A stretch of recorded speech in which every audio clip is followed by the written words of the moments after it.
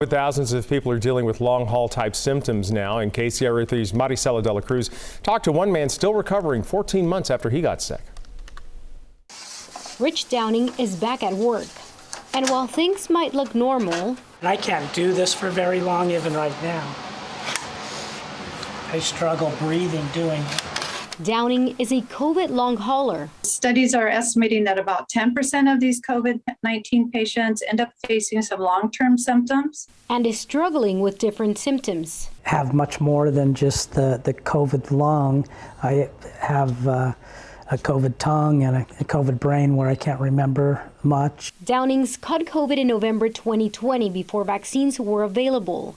And while he can now walk and even work, these patients that have recovered, mostly recovered from even the worst impact of the coronavirus, still have symptoms that are long-lasting, weeks to months. It's been 14 months of patience. I think I can taste more than I can smell.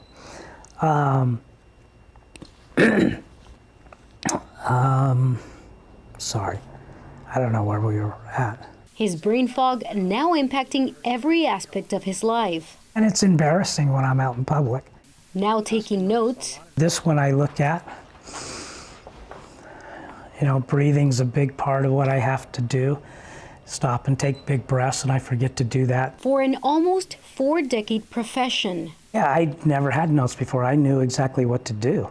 I forget to ask for the check, or I forget to ask the customer to sign the invoice. For months, he's been going to the post-COVID-19 clinic in Sacramento. We've all heard about the brain fog, which is a very common, and then also this chronic fatigue, where their body is just very fatigued with the little of exertion.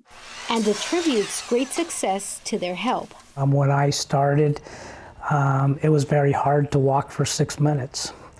And when I ended, I was walking very fast for six minutes. And I think that was like 4 months later. According to the CDC, some survivors of serious cases have developed type 2 diabetes after recovering from COVID-19, making for a very complex relationship between diabetes and the coronavirus.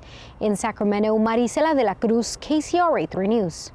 And the ongoing symptoms vary and impact even people who've had mild cases or even no symptoms. And people are mostly experiencing different combinations of shortness of breath, fatigue, brain fog, like you heard in Maricela's story, cough, dizziness, rash, and mood changes among